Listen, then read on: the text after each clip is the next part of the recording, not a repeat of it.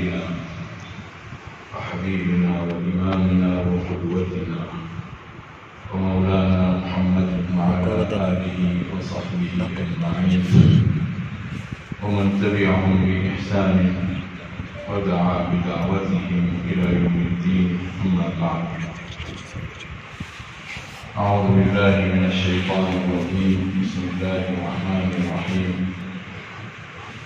وجاهدوا في الله حق جهاده هو اجتباكم وما جعل عليكم في الدين من حرج ملة أبيكم إبراهيم هو سماكم المسلمين من قبل وفي هذا ليكون الرسول شهيدا عليكم وتكونوا شهداء على الناس فأقيموا الصلاة وآتوا الزكاة واعتصموا بالله هو مولاكم فنعم المولى ونعم النصير. صدق الله العظيم.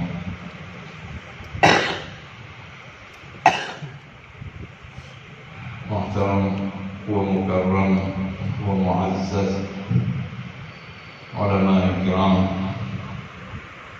اور عزیز حفاظ کرام،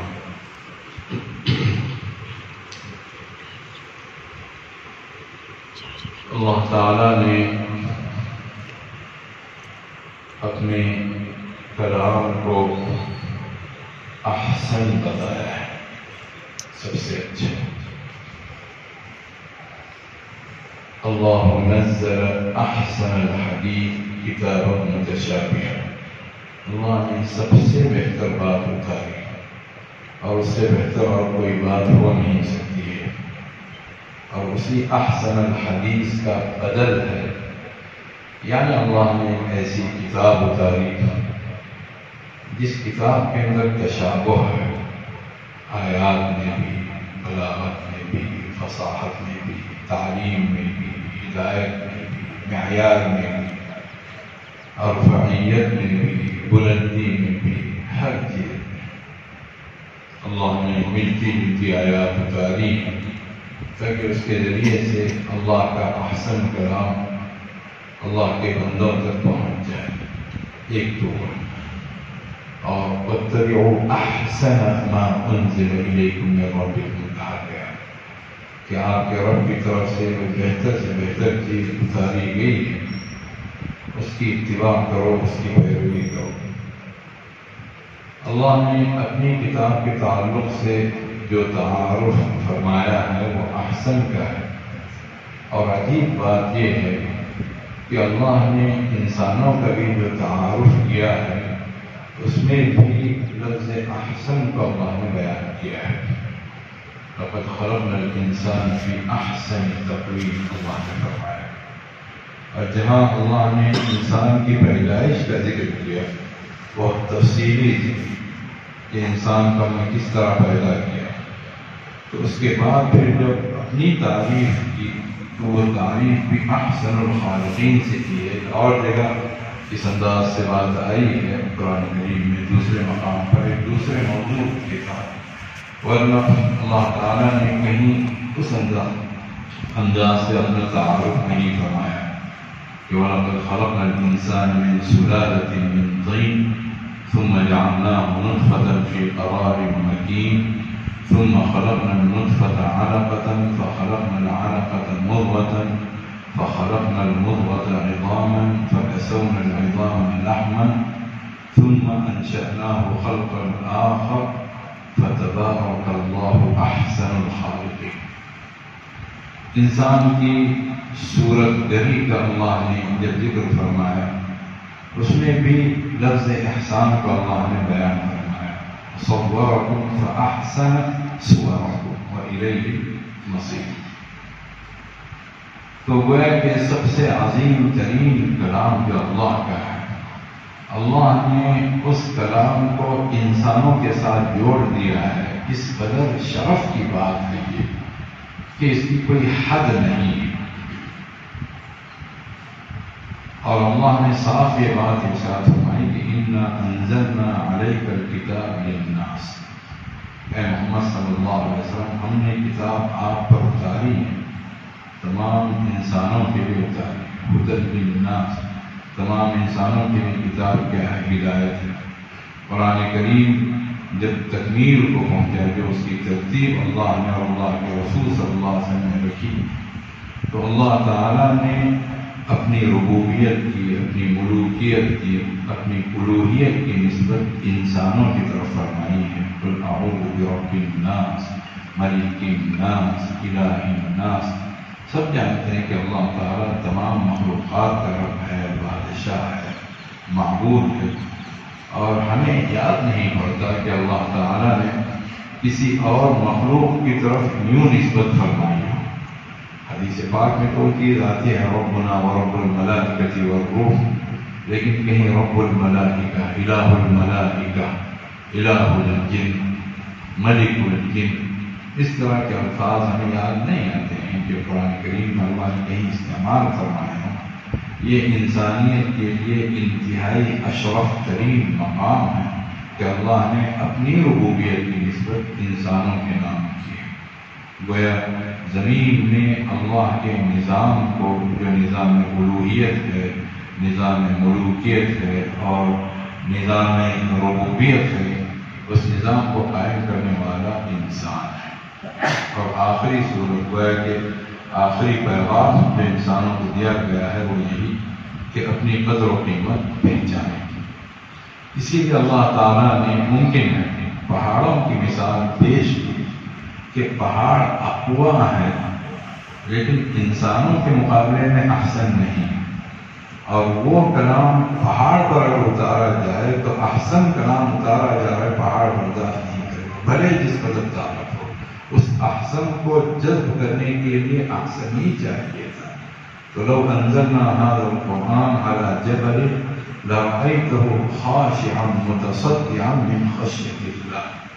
اور دوسری طرف ان احسن انسانوں میں جو سب سے احسن شخصیت تھی آپ صلی اللہ علیہ وسلم کی، وَإِنَّهُ لَتَنزِيلُ رَبِّ الْعَالَمِينَ نَزَلَ بِهِ الرُّوحُ الْأَمِينُ عَلَى قَلْبِكَ لِتَكُونَ مِنَ الْمُنذِرِينَ۔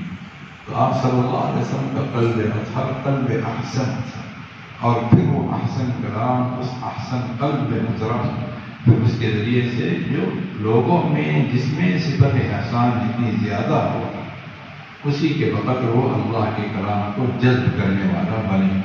اسی لیے اللہ نے رأيته خاشعا متصدعا من خشية الله وتلك الأمثال نضربها للناس۔ یہ مثالیں کہ قرآن پہاڑ پر اترتا تو پہاڑ چکنا چور ہو جاتا، یہ مثالیں ہم انسانوں کے لیے پیش کریں تاکہ وہ غور کریں ان کا کیا مقام ہے، ان کی کیا بلندی ہے، ان کی کیا حیثیت ہے، اس احسن کی بنیاد پر وہ کتنے طاقتور بن گئے ہیں، کیونکہ پہاڑ جیسی اقویاء چیز بھی ان کے مقابلے میں کچھ نہیں۔ اللہ تعالیٰ نے ہمیں اپنے کلام کے لیے منتخب فرمایا ہے، اور اپنے نبی صلی اللہ علیہ وسلم کی سیرت کے لیے اللہ نے ہمیں منتخب فرمایا ہے۔ اور بات دلیل ہوگی کہ اللہ رب العزت نے اپنے کلام کا وارث بھی ہمیں ثم اورثنا الکتاب الذین اصطفینا من عبادنا، تو گویا کہ پوری امت گویا کہ امت مصطفیٰ ہے، یعنی کہ منتخب امت، انتخاب شدہ امت۔ پھر ان میں جو جس سطح کا ہوگا اس کا انتخاب اسی طرح کا مانا جائے گا، اور وہ اسی کے بقدر اعلیٰ و اشرف سمجھا جائے گا۔ اس ناحیے سے دیکھا جائے تو حضرات علماء کرام وہ گویا لوگوں میں بھی سب سے احسن ہے، اس لیے کہ لوگوں میں جو سب سے احسن تھے ان کے ورثہ، ان کے وارثین حضرات انبیاء کے وارثین ہیں، لہذا وہ بھی کیا ہو گئے؟ احسن ہو گئے۔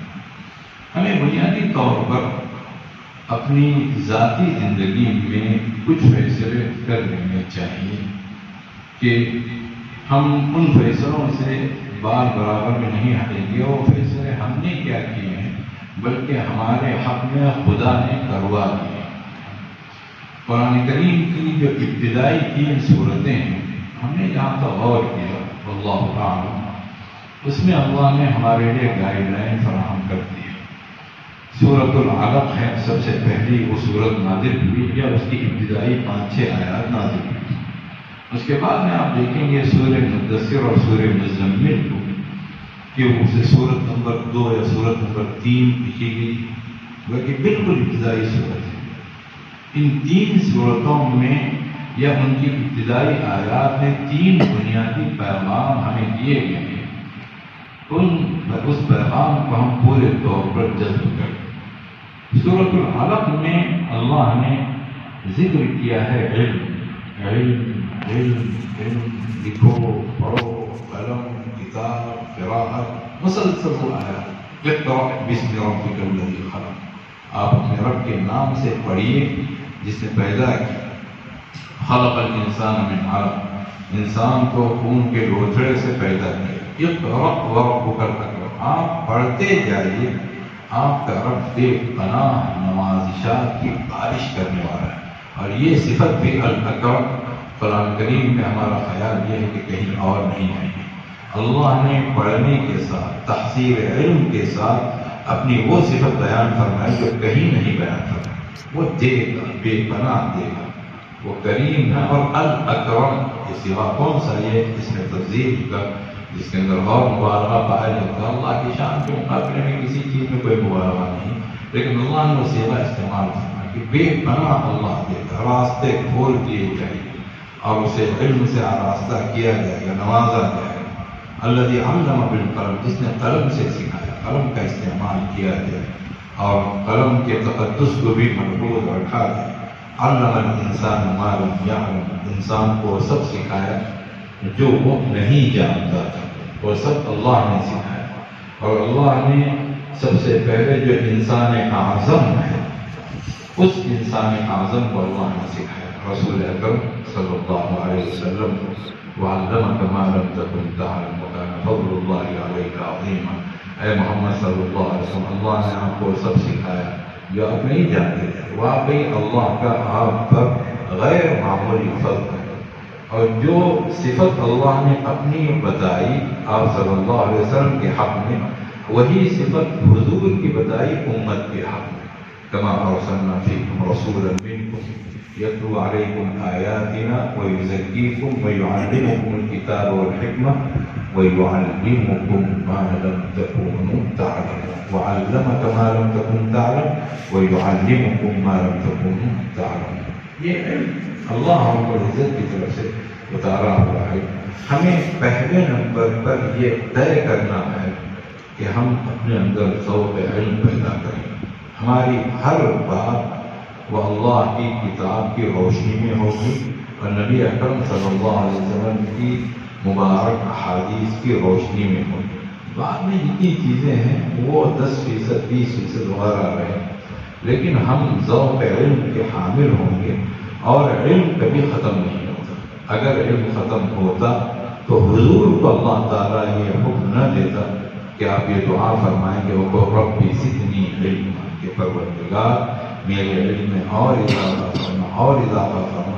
جو اعلم الخلائق ہیں ان تک کو حکم دیا گیا کہ وہ اللہ سے دعا کریں، تو آدمی مسلسل اور پڑھے، صحیح باتوں کو جانے اور صحیح باتوں کو مانے۔ جو اللہ تعالیٰ نے جو علم اتارا ہے، اس علم کے تعلق سے ہم تمام کے تمام یہ فیصلہ کریں کہ ہماری باتیں کبھی ہوائی باتیں نہیں ہوں گی، مبالغہ اور مبالغے پر مبنی نہیں ہوگی۔ مبالغہ یہ وہ ہے جھوٹ کا راستہ ہے، اس کے بعد کسی کا تعارف ہمارا کروایا جاتا ہے، تو ادھر ادھر کی بہت ساری چیزیں بتائی جاتی ہیں۔ مبالغہ کبھی نہ ہو، جو بات صحیح ہے اس چیز کو ہم کیا کریں گے، پیش کریں گے، اور صحیح بات لوگوں تک ہم پہنچائیں گے۔ متاثر کرنے کے لیے ہم کبھی بات نہیں کریں گے۔ اللہ تعالیٰ تاثیر پیدا کرے، ہمیں اس کی دعا کریں، اس کے لیے نہیں کہ لوگ ہماری بات سن کر روئیں، اور کسی نے کوئی رو دیا تو ہم سمجھ گئے کہ ہم اپنی بات میں کامیاب ہیں۔ یا ایھا الرسول بلغ ما انزل الیک من ربک، کہ اے رسول صلی اللہ علیہ وسلم، جو آپ کے رب کی طرف سے آپ کی طرف اتارا گیا اسے آپ پہنچا دیں۔ صحیح باتوں کو لوگوں تک ہم پہنچانے والے بن جائیں۔ یہ میراث کتاب، جو کتاب کی وراثت ہمیں دی گئی ہے، اس کا سب سے پہلا اور بنیادی تقاضا ہے۔ فخلف من بعدهم خلف ورثوا الكتاب يأخذون عرض هذا الأدنى ويقولون سيغفر لنا۔ بنی اسرائیل کے انبیاء کے بعد میں کچھ ایسے ناخلف جانشین ہوئے جو کتاب کے وارث تو بنے اور دنیا دنی کے سامان کو لینے لگ گئے، زبانوں پر کفر چڑھ گئے، اور پھر اپنے آپ کو دھوکہ دینے کے لیے وہ کہنے لگے صحیح اوفر ہونا ہماری تو مقصد ہو ہی ہے، یہ اوفر ہے وہیں یأتیہم عرض مثلہ یأخذوہ، ان کے پاس مزید اور سامان آ جائے تو اسے بھی وہ لے لیں گے اور اپنا وہی کلمہ دہراتے رہیں۔ اللہ نے کیا بات ارشاد فرمائی، أَلَمْ يُؤْخَذْ عَلَيْهِمْ مِيثَاقُ الْكِتَابِ أَلَّا يَقُولُوا عَلَى اللَّهِ إِلَّا الْحَقَّ وَدَرَسُوا مَا فِيهِ، کہ اللہ نے اپنی کتاب میں مضبوط عہد نہیں لیا ہے کہ وہ اللہ پر ہمیشہ سچ بولیں گے، اور وہ کتاب الہی کو پڑھ چکے ہیں۔ تعلیم کے آنے کے بعد، علم کے آنے کے بعد ہمیں پھر اللہ پر سچ بولنا ہے اور لوگوں کو سچی باتیں بتانا ہے، یہ آدمی طے کرے اور اس کے مطابق وہ زندگی بسر کرے۔ حضرت صلی اللہ علیہ وسلم نے ہمارے لیے کوئی درمیانی راہ چھوڑی ہی نہیں، یا تو سب سے اچھے یا پھر سب سے بڑے۔ لیکن خیر الخیر خیار العلماء، ہم تمام کے لیے انتہائی بہت بڑی بشارت ہے کہ اس کی کوئی حد اور انتہا نہیں، حضور فرماتے، اور ہم تمام کے لیے انتہا درجے کی وعید ہے کہ ان شر الشر شرار العلماء، یا تو سب سے بہتر بننا ہے یا پھر آدمی دوسری چیز سے لے جانا۔ اللہ تعالیٰ فضل فرمایا، اللہ سے آدمی ہمیشہ فضل چاہتا ہے۔ تو یہ ذوق علم، صحیح علم۔ پھر اس کے بعد میں اگر ہم سورہ مدثر کی طرف آئیں، یا ایھا المدثر قم فانذر وربک فکبر وثیابک فطہر والرجز فاہجر ولا تمنن تستکثر ولربک فاصبر، یہ ابتدائی آیات ہیں۔ آدمی اس میں غور کرے تو ذوق دعوت معلوم ہوگا کہ اے چادر لپیٹنے والے نبی، آپ کھڑے ہو گئے اور آگاہ جو علم آپ کو ملا ہے وہ بندگان خدا تک پہنچا دی، بات کو واضح کی، پھر کئی ہدایات ہیں، اور ان کا فکر اپنے رب کی کبریائی بیان کی۔ بڑا اللہ ہم کو نہ کسی سے آدمی ڈرے اور نہ کسی سے خامخواہ دبے۔ اللہ رب العزت کی ذات سب سے بڑی ہے، اللہ کو کسی نے راضی کر دیا، بھلے وہ اللہ کے مخلوق کو ناراض کر دے تو اللہ کا وعدہ یہ ہے کہ اللہ خود بھی راضی ہوگا اور اپنی مخلوق کو بھی اسے راضی کرے گا۔ حدیث پاک میں الفاظ آتے ہیں، اللہ کو کوئی ناراض کر کے مخلوق کو خوش کرتا ہے تو اللہ ناراض ہوگا اور مخلوق کو بھی اسے ناراض کر دے گا۔ یہ دو اور دو چار، اور اس نے یہ راستہ بہرحال مشکلات کا ہے، اسی لیے کہا کہ وہ رب کا فصل کا، تو اللہ کے لیے کرنا ہے، اپنے رب کے لیے آپ ڈٹ جائیں۔ ذوق دعوت ہے آدمی کے اندر ایک طرف کہ جو چیز، جو نعمت اللہ نے مجھے دی ہے، اس نعمت کو ہم دوسروں کو کیا کریں گے، ضرور پہنچائیں گے۔ تو یہ دعوت کے اندر تصنیف اور تعریف اور تدریس سب سے عظیم ترین چیز ہے۔ کہا جا سکتا ہے، اگر معاذرہ کیا جائے کہ وہ بندگان خدا کو تیار کرتا ہے، تربیت اور خطب اور وعظ اور نصیحت، تمام چیزیں کہ کس میں آ جاتی ہیں، قم فانذر کے اندر تمام چیزیں آ جاتی ہیں۔ اس پر میں ہمیں یہ طے کرنا ہے کہ ہمیں جو علم ملا ہے، ہم بندگان خدا میں اس علم کو پہنچائیں۔ اور پھر سورہ مزمل میں اگر آدمی آئے تو وہ ذوق عبادت ہے، یا ایھا المزمل قم اللیل الا قلیلا نصفہ او انقص منہ قلیلا او زد علیہ ورتل القرآن ترتیلا انا سنلقی علیک قولا ثقیلا۔ رات میں آپ کھڑے ہو گئے، دنیا پوری سو رہی ہے، لیکن اللہ کا بندہ عبادت کرتا ہے، دعائیں کرتا ہے، تلاوت کرتا ہے، اللہ سے مانگتا ہے۔ یہ گویا کہ صاحب علم ہونے کی سب سے بڑی نشانی، سب سے بڑی نشانی۔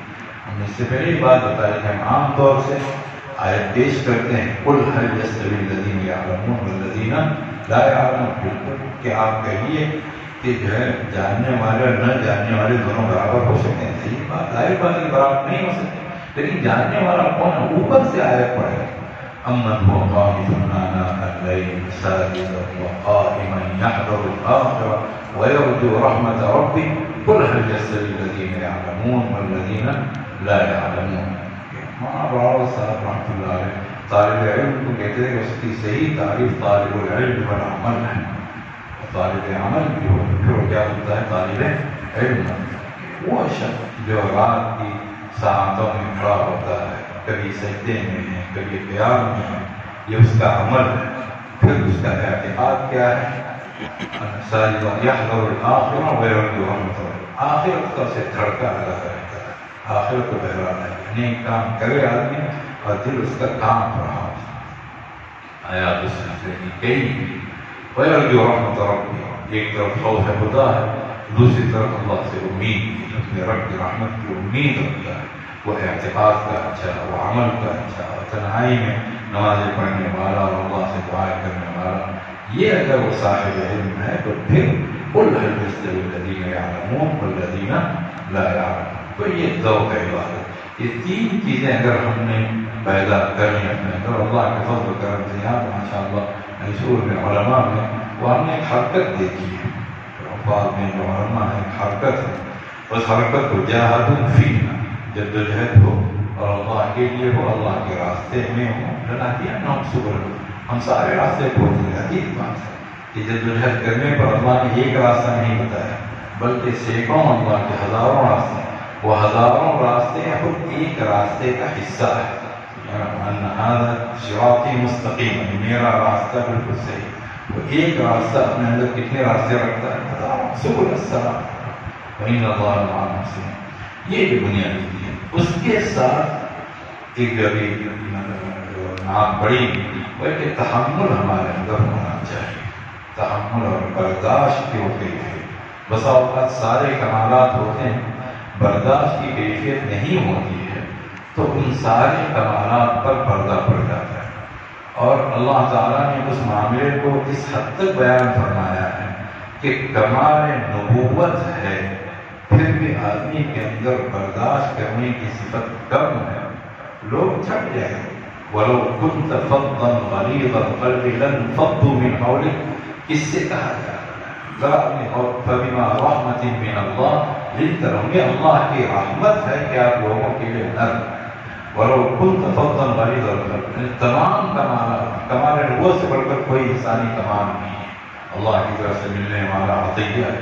اگر آپ سخت دل اور سخت مزاج، فضل کے اندر سخت مزاجی سمجھ میں اور غلیظ القلب کے اندر سخت، لن فضوا من حولک، آپ کے گرد و پیش جتنے لوگ جمع ہیں سب ایک ایک کر کے چھڑ گئے، برداشت کی بات، تحمل، صبر اور سماحت جسے کہتے ہیں۔ ایمان کی تعریف آپ صلی اللہ علیہ وسلم نے الصبر والسماحہ سے کی ہے کہ ایمان کیا ہے؟ ایمان نام ہے دوسروں کی طرف سے پیش آنے والی چیزوں کو برداشت کرنے کا اور اپنی طرف سے شریفانہ فراخ دلانا معاملہ کرنے کا، کہ اور قرآن کریم میں آپ جب بھی وہ آئے پڑھتے حیرت ہوتی ہے، آدمی کا کوئی کسی کا مذاق اڑائے، کوئی جا رہا ہے مولوی صاحب جا رہے ہیں فلاں ہے، ایک دفعہ سنے گا، دو دفعہ سنے گا، تین دفعہ سنے گا، چوتھی دفعہ پلٹ کے جواب دے گا کہ جب نے کوئی اور کام نہیں بلکہ اس طرح پر اپنے آخرت برباد کرنا، اسے ڈانٹ دینا، کچھ نہ کچھ کہے۔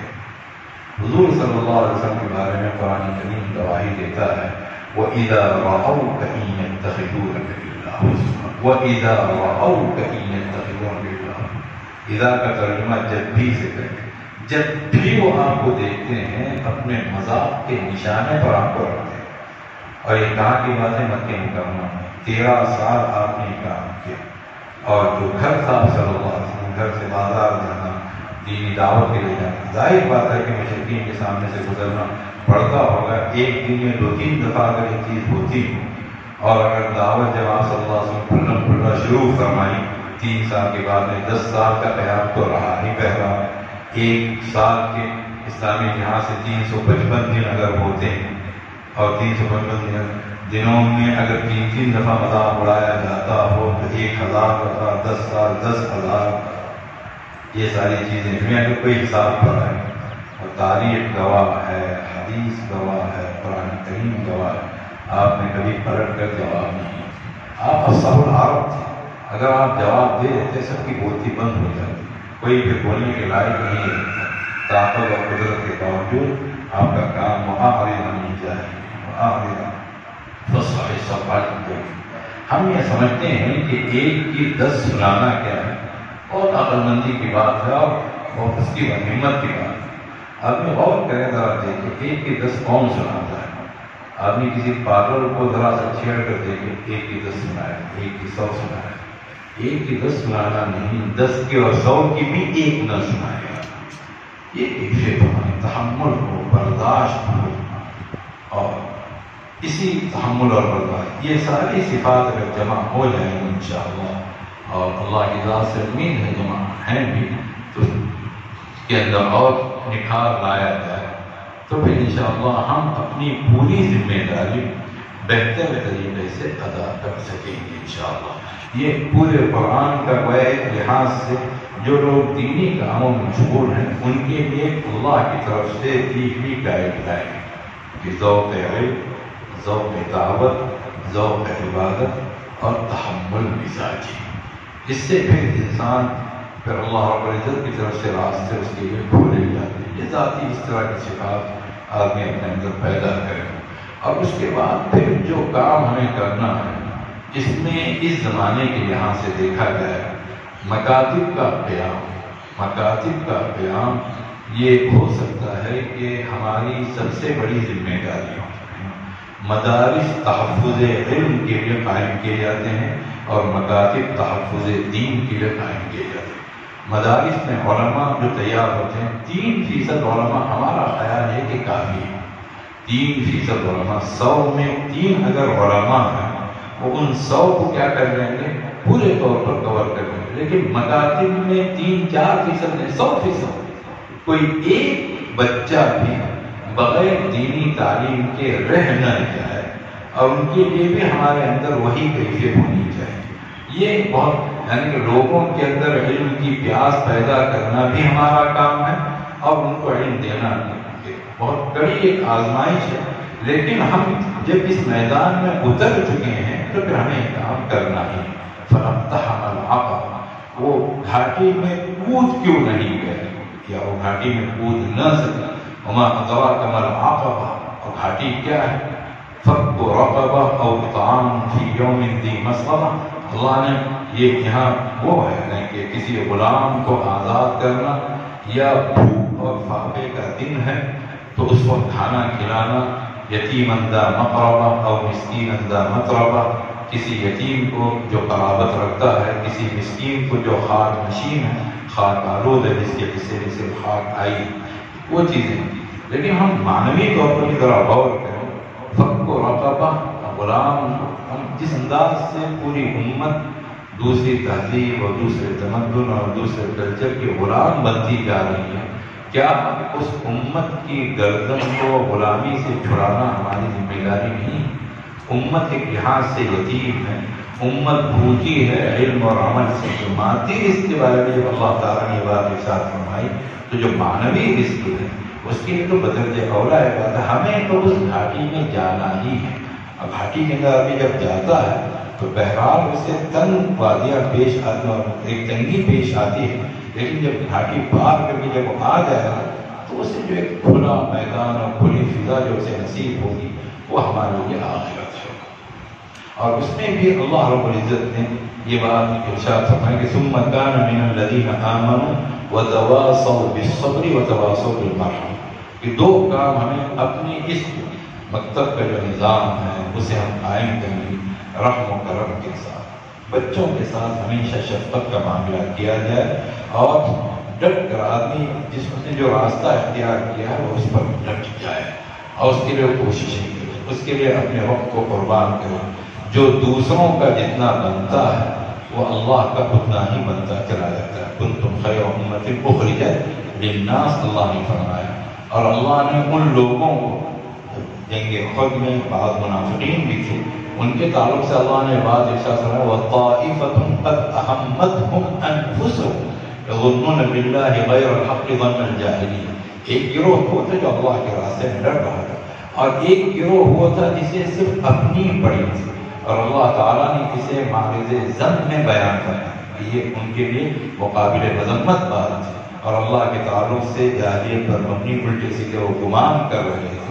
تو اپنی بھی زندگی میرے بھائیو ہر کوئی پسند کرتا ہے، اور اس کے لیے انسان ہونا بھی شرط ہے۔ ایک پرندہ بھی گھونسلہ بناتا ہے، ایک جانور بھی کچھ نہ کچھ اپنے لیے، ہمیں اپنے لیے زندگی پسند کرنی ہی ہے۔ ہر معاملے میں ہم یہ دیکھیں کہ زندگی کی سہولتیں دو ہی چیزیں سامنے ہوں گی، یا تو زندگی کی سہولتیں ہوں گی یا دینی ضرورتیں ہوں. زندگی کی سہولت کو اختیار کرنا ناجائز نہیں، ایک طبعی کیفیت ہے، لیکن اسے مقصود نہ بنانا چاہیے. ہم لوگوں کی دینی ضرورتوں کی تکمیل کو مقصود بنائیں. اللہ کی ذات سے امید ہے کہ اللہ تعالیٰ زندگی کی سہولتیں بھی عطا فرمائے. اور جو لوگ اس طرح کا کام کرتے ہیں، جو چھوٹے چھوٹے بچوں کو سکھاتے ہیں، ہمارا خیال ہے کوئی بہت بڑا عالم دین بھی ہو، وہ اپنے کام بھی کرتا ہے لیکن یہ کام بھی کرے کہ بچوں کو کیا کیا جائے، سکھایا جائے، تعلیم دلائی جائے، ان کی بنیاد مضبوط کی جائے. تو مکاتب کا جو نظام ہے، مولانا رابع صاحب دامت برکاتہ بھی آ رہے تھے، مولانا سے ملاقات ہوئی.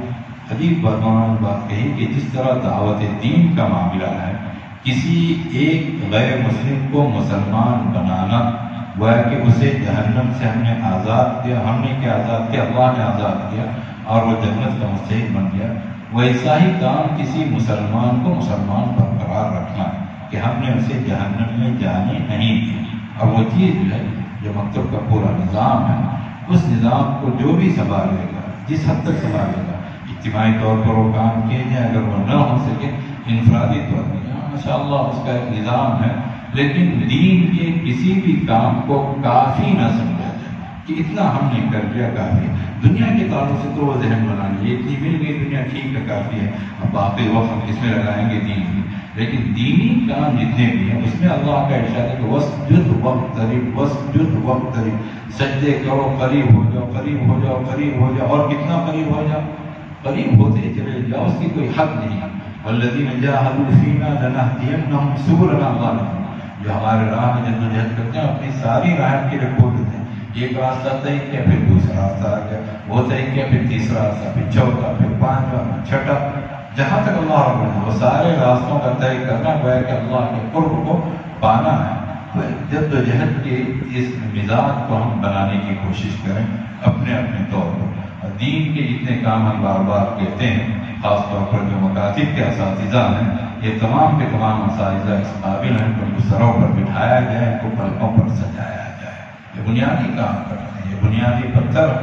باقی اللہ کے دربار میں کس کا کیا مقام ہے کوئی بتا نہیں سکتا، کوئی بتا نہیں سکتا. ہم نے شاید سینکڑوں دفعہ بات کہی ہو کہ جو ہے کس مکتب کے کس استاذ کا مقام کس شیخ الحدیث اور کس شیخ التفسیر کے برابر کر دیا جائے یا اس سے بھی اونچا رکھا جائے، کوئی نہیں سکتا. اللہ تعالیٰ تو کام دیکھتا ہے، یبلوکم ایکم احسن عملا، کون بہتر طریقے سے کام کر رہا ہے.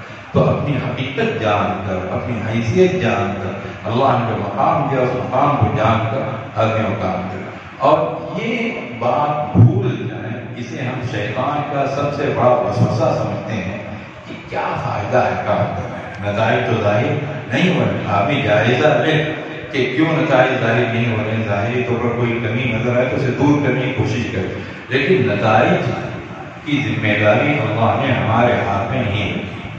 نتائج کی ذمہ داری جو حضرات علماء ہیں، جو بڑے علماء ہیں، ان کے ہاتھ میں بھی نہیں، اور ان سے بڑھ کر جو حضرات تابعین حضرات صحابہ کے ہاتھ میں بھی نہیں، اور ان سے آگے بڑھ کر حضرات انبیاء کے ہاتھ میں بھی نہیں، اور سب سے آگے بڑھ کر آپ صلی اللہ علیہ وسلم کو بھی اس کا مکلف نہیں بنایا گیا.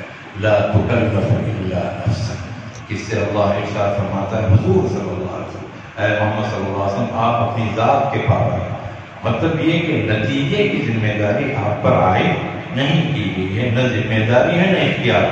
انک لا تہدی من احببت کے ذریعے سے یہ بتایا گیا ہے کہ جو ہے یہ آپ کے اختیار ہی میں نہیں. اور لیس علیک ھداھم ولکن اللہ یہدی من یشاء کے ذریعے سے بتایا گیا کہ آپ کی ذمہ داری نہیں. تو نتائج اللہ رب العزت برآمد کرے گا.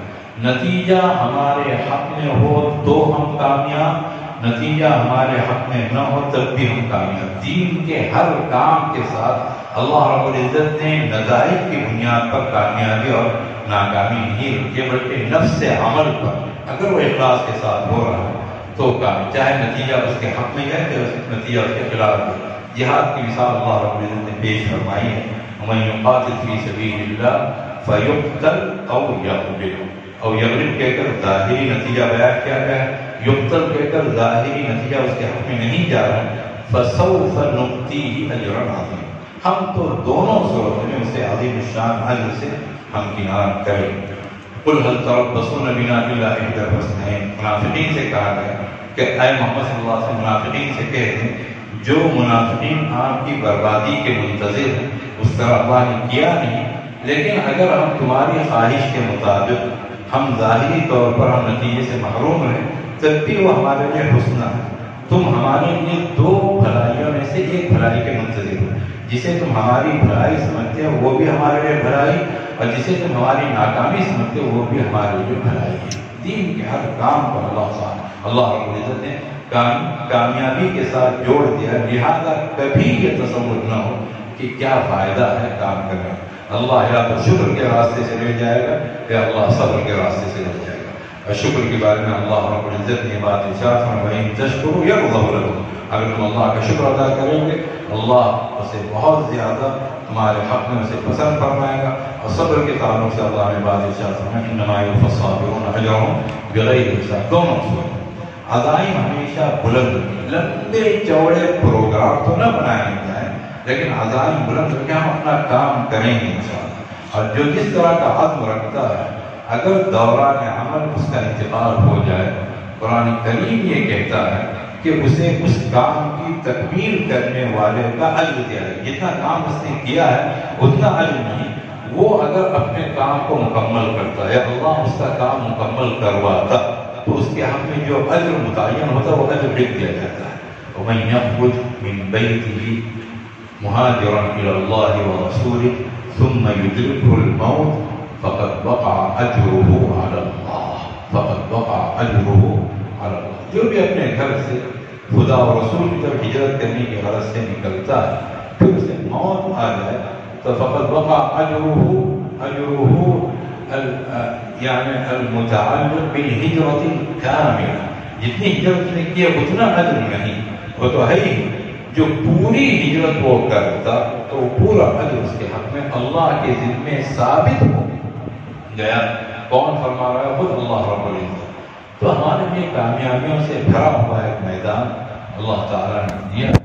کبھی ہم کوئی دوسرا کام کر رہا ہے آدمی اس سے اتنا کم از کم سبق لے کہ وہ بھی ہماری طرح کا انسان ہے اور کام کر رہا ہے. ہم کیوں کام نہیں کر سکتے؟ احسن بننے کی آدمی کوشش کرے لیکن حسن نیت کے ساتھ دوسروں کے تعلق سے خیر خواہی کا جذبہ رکھتے ہیں، بدخواہی کا جذبہ رکھتے، کسی کو پیچھے دھکیل کر بھی خیر خواہی. اس پر تو آپ صلی اللہ علیہ وسلم بیعت کیا کرتے ہیں. بیعت رسول اللہ صلی اللہ علیہ وسلم علی اقام الصلاۃ و ایتاء الزکاۃ والنصح لکل مسلم. میں نے رسول اکرم صلی اللہ علیہ وسلم کی دست اقدس پر بیعت کی. حضرت جریر بن عبداللہ کوئی اور صحابی، اور صحابی کا ہر عمل وہ پوری امت کے تناظر میں دیکھا جائے گا. آپ صلی اللہ علیہ وسلم کی ہر نصیحت کسی ایک صحابی کو اگر کی گئی ہو تو وہ نصیحت پوری امت کی ہوئی کہ میں نے بیعت کیا صلی اللہ علیہ وسلم کے دست مبارک پر اس بات پر کہ نماز قائم کروں گا، رکھوں گا اور زکوٰۃ ادا کرتا رہوں گا اور ہر مسلمان کا میں خیر خواہ ہوں. اوروں کے خیر خواہی کے ساتھ جو سب سے اچھا بننے کے لیے آگے بڑھتا ہے اور صحیح جذبے کے ساتھ حدیث پاک میں اس کا وعدہ کیا گیا ہے کہ اللہ تعالیٰ اسے اس طرح بنائے گا. وَمَن يَسْتَعْفِفْ يُعِفَّهُ اللَّهُ وَمَن يَسْتَغْنِ يُغْنِهِ اللَّهُ وَمَن يَتَصَبَّرْ يُصَبِّرْهُ اللَّهُ. جو اللہ سے پاک دامنی چاہے گا کہ اے اللہ دامن ہمیشہ پاک رہے، ہر قسم کی آلودگیوں سے پاک رہے اللہ، میں سچے جذبے سے مانگتا ہوں اللہ اسے پاک دامنی عطا کرے گا. جو اللہ رب العزت کے سامنے ہاتھ پھیلائے گا اور بے نیازی چاہے گا کہ اے اللہ اپنا محتاج بنا دے اور اپنے مخلوق کی احتیاج سے مجھے نکال دے، یغنی اللہ، اللہ اسے غنی بنائے گا. اور جو صبر کی مشقت اٹھائے گا کہ صبر و استقامت کے راستے پر میں جمع رہوں گا، یصبر اللہ، اللہ تعالیٰ اسے صبر و استقامت کی دولت سے مالا مال رکھے گا. جو جس نیت کے ساتھ اللہ سے دعا کرتا ہے ہوگا. اور ہم لوگ تو دوسروں کے لیے ہی جب پیدا کیے ہوئے ہیں کہ جو دوسروں کے کام آتا ہے، یہ بھی ایک وہ ہے ایک حکمت دین جسے سمجھیں، اللہ اس کے کام آئے گا. یہ چیز کیا ہے؟ طے ہے کہ جو بھی کسی دوسرے اپنا کام بنانے کا ایک طریقہ خود محنت کرنا ہے، اس میں کبھی کامیابی ہوتی ہے کبھی کامیابی نہیں ہوتی. اپنا کام بنانے کا ایک طریقہ یہ کہ دوسروں کے کام بنائے جائیں. جو دوسروں کو من کان فی حاجت اخی کان اللہ فی حاجتی، جو اپنے بھائی کی حاجت پوری کرنے میں لگا رہتا ہے اللہ اس کی ضرورت پوری کرتا ہے. اللہ فی عون العبد ما کان العبد فی عون اخی. یہ پوری چیزیں ہیں. مذاکراتی نشست ہے. یہ میری کیا حیثیت کہ آپ کو میں نصیحت کو ایک مذاکرہ ہے. جو چیزیں ہم نے پڑھی ہیں ان چیزوں کو دوبارہ تازہ کیا جائے اور عملی زندگی میں ہم لوگ آگے بڑھیں انشاءاللہ کوشش کریں تو پھر اللہ کی طرف سے چیزیں بھولتی چلی جائیں گی. اور شیطانی جتنی چیزیں شیطان کی وہ 3 چیزیں خاص اس کی جو وہ ہے جو اس کی صفات اللہ نے بیان کی ہیں ان چیزوں سے ہم محفوظ رہنے کی کوشش کریں. جو بھی کوشش کرے گا اللہ تعالیٰ سے محفوظ رکھے گا. عام طور سے جو صحیح کام ہے شیطان وہ ہونے نہیں دیتا. کوئی اس میدان میں آ جائے تو پھر 3 طرح کی چیزیں وہ پیدا کرنے کی کوشش کرے. اس کا کام وسوسے کی حد تک ہوتا ہے. جو لوگ ذرا اعلیٰ سطح کے ہیں، اعلیٰ اور ادنا سطح ظاہری طور پر ہے ورنہ کس کی سطح کیا ہے یہ اللہ جانتا ہے. جو اعلیٰ سطح کے ہیں ان سے ذرا کام ہو رہا. شیطان کی پوری کوشش یہ ہوتی ہے کہ ان کو متکبر بنائے اور جہاں تکبر آ گیا ساری چیزیں غلط ہوں. جو اس سطح کے نہیں ہیں اور وہ کام کر رہے ہیں حالانکہ ان کا کام بھی اعلیٰ ہے، بسا اوقات شیطان ان میں حسد پیدا کرنے کی کوشش کرتا ہے اور جہاں حسد آ گیا انہیں کہ وہ کیا ہو جائے گا کھا جائے گا. اور برابر کی سطح کے ہیں تو ان میں شیطان فساد برپا کرنے کی کوشش کرتا ہے. شیطان متکبر بھی ہے، شیطان حاسد بھی ہے، شیطان مفسد بھی ہے. ہم اللہ سے دعا کریں کہ اللہ تعالیٰ نہ ہمیں کبھی متکبر بنائے، نہ کبھی حاسد بنائے، نہ کبھی مفسد بنائے. ہم دل کھول کر دوسروں کے کاموں میں تعاون کرنے والے، ان کے ساتھ مل کر رہنے والے اور ہر ایک کے ہم خیر خواہ. یہ چیز تو آدمی تجربہ کرے. آدمی ظاہری طور پر معتدل رہے، ہر ایک سے ملنے ملانے ہو رہا، اس کے اندر افراط اور تفریق کی کیفیت نہ ہو. لوگ اس سے جڑیں گے، وہ لوگوں سے فائدہ اٹھائے گا، لوگوں کو فائدہ پہنچائے گا. اور قلبی طور پر آدمی ہمیشہ ہر ایک کا خیر خواہ ہے. وَالنُّصْحِ لِكُلِّ مُسْلِمٍ کہا گیا. ہم ہر ایک کا بھلا چاہتے ہیں. آدمی ہر ایک کے ساتھ بھلائی کا معاملہ کر تو نہیں سکتا. ہزاروں لاکھوں کروڑوں مسلمان ہیں، اربوں مسلمان ہیں. لِكُلِّ مسلم بھی کہا گیا ہے. انسانیت کی بات اور ہے، وہ کسی اور مجلس میں. ہم ہر ایک کے ساتھ بھلائی تو نہیں کر سکتے ہیں لیکن ہم ہر ایک کا بھلا چاہ تو سکتے ہیں. کروڑوں اربوں کھربوں تو ہم اس طرح چاہیں. اور اس کے لیے ایک چیز دعا بھی کہ آدمی دعا کرتا ہے جس سے ہمارے تعلقات کشیدہ ہوں اس کے لیے بھی ہم دعا کریں. یاد کر کے دعا کریں. جس کے ساتھ ہمارا معاملہ اس طرح کا نہیں ہر ایک کے ہم خیر خواہ کریں. یہ کیفیت جس کسی میں ہوگی اللہ تعالیٰ اسے محبوبیت سے نوازے گا اور اللہ رب العزت اسے دوسروں کے لیے بھی مفید بنائے گا اور دوسرے بھی اس سے فائدہ اٹھانے والے اور اسے فائدہ پہنچانے والے بنے گا. تو یہ جو بنیادی چیزیں ہیں ان چیزوں کو سامنے رکھ کر ہم اگر آگے بڑھیں گے تو پھر انشاءاللہ جو حدیث پاک میں الفاظ ہیں احفظ اللہ یحفظک احفظ اللہ تجدہ تجاہک. اللہ کا دھیان رکھو. بالکل لذیذ کلمہ اللہ کی حفاظت کرو کا مطلب کیا ہے؟ اللہ کے دین کی حفاظت کرو تو اللہ تمہاری حفاظت کرے گا اور اللہ رب العزت کا دھیان رکھو. ہمیشہ اللہ کو اپنے سامنے پاؤ گے. تو اس کی ایک بہت بڑی شکل یہی ہے کہ ہم لوگوں کے دین کی حفاظت کے لیے جدوجہد کرنے والے بنیں گے. دعوتی مزاج بھی ہوگا، تحفظ کا مزاج بھی ہوگا. جن تک اللہ کا دین نہیں پہنچا ہم پہنچائیں گے، جن تک اللہ کا دین پہنچا ہے ہم اس دین کو برقرار رکھنے کی کوشش کریں گے. یحفظک اور تجدہ تجاہک یہ دونوں بشارتیں انشاءاللہ ہمارے حق میں پوری کی جائیں گی. اللہ کی طرف سے ہماری حفاظت بھی ہوگی اور قدم قدم پر ہم اپنے ساتھ اللہ رب العزت کو دیکھیں گے. اللہ کی معیت بھی ہوگی اور اس میں شکر الہی اور خیانت سے دوری. دل کے اندر دغابازی نہ ہو اور اللہ کی نعمت پر دل سے آدمی شکر ادا کرے. اللہ رب العزت کچھ بھی کر دیتا. آدمی ہمیں انسان ہی نہ بناتا، نعوذ باللہ کوئی جانور ہم بن جاتے، کون کیا کر سکتا؟ کوئی کچھ کر سکتا ہے؟ یا اللہ تعالیٰ دین کی دولت نہ دیتا اور کسی کافر اور مشرک کے گھرانے پیدا کرتا اور پھر اسی طرح ہوتے، کون کیا کر سکتا؟ ہے اللہ کا شکر ادا کیا جائے. ایک تو وہ آدمی کفور نہ بنے، اور دوسرے یہ کہ آدمی خوان نہ بنے. اس پر اللہ کا وعدہ یہ ہے کہ اللہ کی طرف سے حمایت بھی ہوگی، مدافعات بھی ہوگی، حفاظت بھی ہوگی، مدد بھی ہوگی، اسے اللہ کی معیت بھی نصیب ہوگی. ان تمام کے لیے اللہ تعالیٰ نے یدافعو کا لفظ ارشاد فرمایا ہے فعل مضارع کہ اللہ تعالیٰ مدافعت کرتا رہے گا اور مسلسل فرمائے گا عن الذین آمنوا، ان لوگوں کو مدافعت جو اہل ایمان ہیں. لیکن اپنی ایمان کو صحیح سلامت رکھنے کے لیے اللہ نے جو بات ارشاد فرمائی ان اللہ لا يحب كل خوان کفور، اللہ تعالیٰ کو نفرت ہے ہر اس شخص سے جو دغا کرتا ہے، خیانت کی کیفیت رکھتا ہے نعوذ باللہ.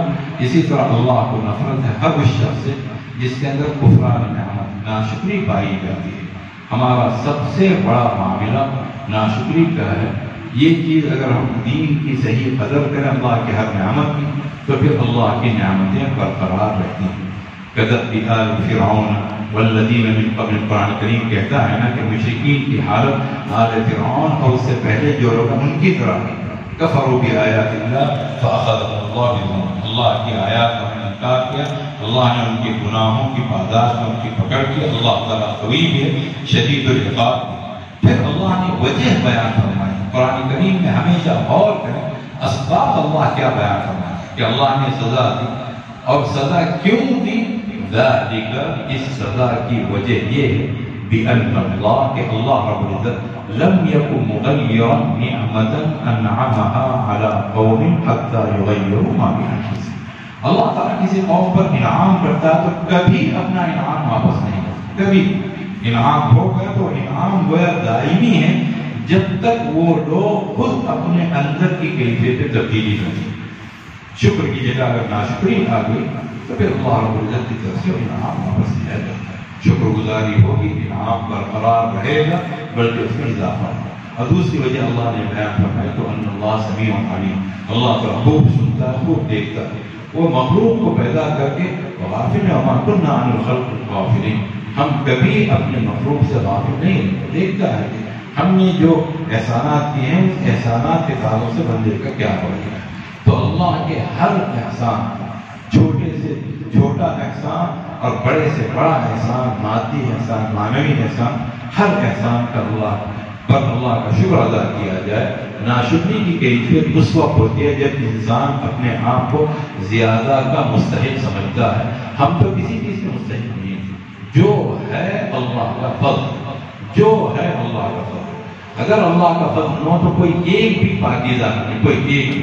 ولولا فضل اللہ علیکم ورحمتہ ما زکا منکم من احد ابدا ولکن اللہ یزکی من یشاء. اگر اللہ کا فضل نہ ہو، اللہ کی رحمت نہ ہو تو پھر ملنا تو دور کی بات، تم میں سے کوئی ایک کبھی بھی پاک و صاف نہ ہے. اللہ جسے چاہتا ہے پاکیزگی رکھتا. اللہ تعالیٰ سننے والا، جاننے والا. جو کچھ ملا ہے بغیر استحقاق کے ملا ہے، یہ آدمی اس کا اعتقاد رکھے تو پھر شکر ادا کرنا آسان.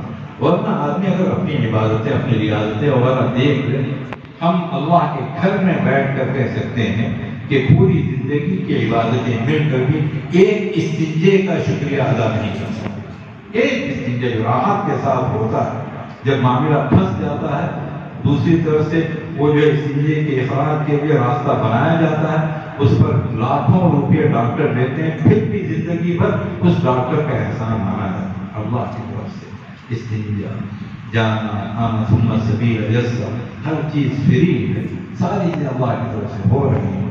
تو آدمی اللہ کا اس طرح سے شکر ادا کر نہیں سکتا، لیکن آدمی ادا کرے تو اپنی عبادت پر آدمی کبھی نازا نہ ہو، اللہ سے امید ضرور رکھے. ساری چیزیں اللہ کے حوالے کر کے آدمی اگر زندگی بسر کرے اسے زندگی کا مزہ بھی آئے گا اور زندگی اس کے لیے پرسکون اور پرامن بھی بنے گی. اللہ تعالیٰ بس بکھری ہوئی کچھ باتیں ہیں جو آپ حضرات کی خدمت میں ایک مذاکرے کے طور پر پیش کی گئی ہیں کہ اللہ تعالیٰ سے قبول فرمائیں اور اللہ تعالیٰ ایک سچی زندگی ہم تمام کو عطا فرمائیں اور ہم دوسروں کی فکر کرنے والے بنیں. کوئی آ کر ہمیں سمجھانے والا جو علماء ہے وہ تو خود ہی سمجھدار ہے، وہ اعقل الناس سب سے بڑھ کر عقل رکھنے والے. ایک وہ مذاکرہ تھا. جتنا ہم اس میدان میں آگے بڑھیں گے اسی کے مقدم اللہ سے قریب ہوتے چلے جائیں گے. اور دنیا کی زندگی تو ہے ہی، آخرت کی زندگی ہم تمام کی منتظر ہیں. اور انشاءاللہ اللہ رب العزت کا فضل و کرم اور اللہ کی رضامندی جو سب سے بڑی چیز ہے وہ ہمیں حاصل ہوگی. ورضوان من اللہ اکبر ولذکر اللہ اکبر. ولذکر اللہ اکبر دنیا میں ہمارے اپنے عمل کے لحاظ سے ہر کام اللہ کی یاد کے لیے، اور رضوان من اللہ اکبر اللہ کی طرف سے ملنے والے اجر کے لحاظ سے.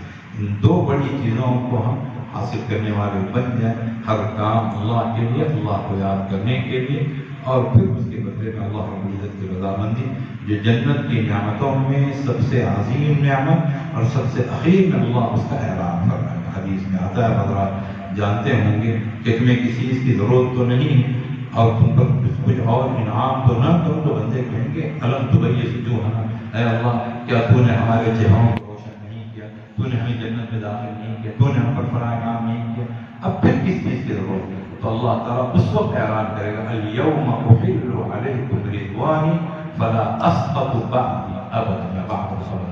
آج کے دن میں اپنی رضامندی تم پر سخت کر دیتا ہوں، ہمیشہ.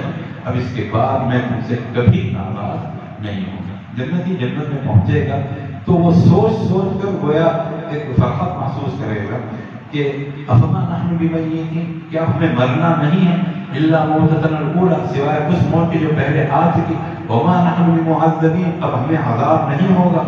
تو وہ یہ سوچے گا ان ھذا لہو الفوز العظیم. یا تو یہ جنتی کا قول ہے یا پھر اللہ کا. یہ عظیم الشان کامیابی. پھر اللہ نے اس پر تذکرہ فرمایا ہے لمثل ھذا فلیعمل العاملون، اس کے لیے کام کرنے والے کام کر، تو پھر ان کے لیے سارے راستے کھول دیے جائیں گے. کچھ نہ ہو تو اس کی ضمانت ہے اللہ تعالیٰ دل کا سکون عطا کرے گا. اللہ تعالیٰ دل کا سکون عطا کرے گا، اس کا کوئی بدل نہیں. پھر آخرت کی راہ پہ آئیں. اللہ تعالیٰ اس حاضری کو قبول فرمائے، کہنے والے کے حق میں بھی قبول فرمائے، سننے والوں کے حق میں بھی قبول فرمائے. کہنے والا جانتا ہے کہ وہ کون ہے کیا ہے. اللہ رب العزت سے معاف کرے. آپ حضرات کو اللہ تعالیٰ ہر طرح کی سعادت آپ حضرات کو کے لیے مقدر فرمائے. وآخر دعوانا اللهم صل على سيدنا محمد وعلى آل سيدنا محمد وبارك وسلم. اللهم انت السلام ومنك السلام تبارك يا ذا الجلال والإكرام. اللهم آمنا على ذكرك وشكرك وحسن عبادتك. ربنا ظلمنا أنفسنا وإن لم تغفر لنا وترحمنا لنكونن من الخاسرين. اے اللہ ہمارے حق میں ہدایت کے فیصلے فرما. اے اللہ ہمیں پاکیزگی عطا فرما، سچائی عطا فرما، صدق اخلاص کی دولت عطا فرما، حسن سلوک کی کیفیت نصیب فرما. بدنام خدا کے ساتھ رحمت اور شفقت کا معاملہ کرنے کی توفیق عطا فرما. ہمارے دلوں کو پروردگار عالم ہر خیر کے لیے کھول دے. باہمی محبت عطا فرما، الفت عطا فرما، چاہت عطا فرما. وہ محبت اور وہ الفت جو تو نے اپنے نبی صلی اللہ علیہ وسلم کے ذریعے سے حضرات صحابہ کے قلوب میں پیدا فرمائی تھی، اور تو نے خود یہ بات ارشاد فرمائی وَأَلَّفَ بَيْنَ قُلُوبِهِمْ لَوْ أَنفَقْتَ مَا فِي الْأَرْضِ جَمِيعًا مَا أَلَّفْتَ بَيْنَ قُلُوبِهِمْ وَلَكِنَّ اللَّهَ أَلَّفَ بَيْنَهُمْ. الفت پیدا کرنے والا تو ہے پروردگار عالم، محبت لانے والا تو ہے، خیر خواہی کے جذبات سے دلوں کو آباد کرنے والا تو ہے. اے اللہ ہمارے قلوب کو اسی انداز سے منور فرما. اور دین کی جو دو بنیادی مقاصد ہیں، ایک عبادت حق ہے، دوسرا خدمت خلق ہے، اور دوسرا مقصد بھی عبادت حقی کے ذمن میں ہی. اے اللہ ہم تمام مقاصد کو بھرپور طریقے سے سچے جذبے کے ساتھ بروکار لانے کی ہمیں توفیق اور سعادت مرحمت فرما. اے اللہ اس پورے شہر کو قبول فرما. اس شہر کا نام بھی میسور ہے، یسر کی کیفیت عطا فرما، آسانی کی کیفیت عطا فرما. یہاں کے تمام معاہد اور مدارس کو قبول فرما. اس مدرسے میں ہم ہیں وہ گویا اس شہر کے یہاں سے المدارس پروردگار عالم اس مدرسے کو بے پناہ ترقی نصیب فرما، اور تمام مدارس کو بے پناہ سعادت اور برکت عطا فرما. جتنے علماء کرام یہاں آئے ہوئے ہیں پروردگار عالم ہر ایک کے ایمان کی حفاظت فرما، علم کی حفاظت فرما، زندگی کی حفاظت فرما، کاموں میں برکت نصیب فرما، شوق نصیب فرما۔ اے اللہ ہر ایک کو اپنی ذات کے لیے منتخب فرما، اپنی ذات کا قرب نصیب فرما، اپنے رسول صلی اللہ علیہ وسلم کی سچی محبت نصیب فرما، آپ کے نقش قدم پر چلنے کی سعادت اور رحمت فرما۔ ہر ایک کے تمام مسائل کو حل فرما، جو حضرات نہیں آ سکیں ان کے ساتھ اسی طرح کا معاملہ فرما جو ان حضرات کے ساتھ فرمائے گا۔ پروردگار عالم ہماری دعاؤں کو بھی بے پناہ قبول فرما، قبولیت عطا فرما، کاموں کو بھی قبولیت عطا فرما۔ بڑے سے بڑا کام ہو تو قبول نہ فرمائے تو اس سے بڑھ کر بیکار کام کوئی نہیں، چھوٹے سے چھوٹا کام ہو تو قبول فرمائے، اس سے بڑھ کر کوئی بڑا کام نہیں۔ ہم قبولیت کی بھیک مانگتے ہیں، رحمت کی بھیک مانگتے ہیں، برکت کی بھیک مانگتے ہیں۔ ہم سب کے سب فقراء ہیں، تو نے خود اس کا اعلان کیا، یا ایھا الناس انتم الفقراء الی اللہ۔ اے اللہ ہم اپنے فقر جو اللہ اے پروردگار عالم ہم اپنی احتیاط تیرے سامنے رکھتے ہیں، تو غنی ہے، تو حمید ہے۔ پروردگار عالم ہمارے ساتھ کرم کا معاملہ فرما، رحم کا معاملہ فرما، ہمارے ساتھ مہربانی کا معاملہ فرما، احسان کا معاملہ فرما، اور ہمیں ایسا بنا دے پروردگار عالم کہ ہم حسن اعتقاد اور حسن عمل کا مجموعہ بن جائیں، پھر تیری طرف سے حسن کرم کا مشاہدہ بھی کریں۔ تو نے خود اس کا اعلان فرمایا ہے، وَهَلْ جَزَاءُ الْإِحْسَانِ إِلَّا الْإِحْسَانُ۔ محسنین کسی کیفیت اس طرح کی زندگی عطا فرما، گناہوں کو معاف فرما، سچی زندگی عطا فرما۔ اے اللہ جتنے بھی مرحومین اور مرحومات ہیں پروردگار عالم سب کے ساتھ رحم کا معاملہ فرما، مغفرت کا معاملہ فرما، رحمت کا معاملہ فرما، جہنم سے آزادی کا معاملہ فرما، جنت میں اعلیٰ درجات کے حصول کا معاملہ فرما۔ جو حضرات زندہ ہیں جو تیرے بندے، اے اللہ ان سے وہ کام لے لے جن کاموں سے تو خوش ہوتا ہے، ان کاموں سے سب کی حفاظت فرما جن سے تو ناراض ہوتا ہے۔ ہمارے آنے اور جانے کی پروردگار عالم قبول فرما، ان حضرات کے قیام کو بھی اے اللہ قبول فرما، مبارک فرما۔ ربنا تقبل منا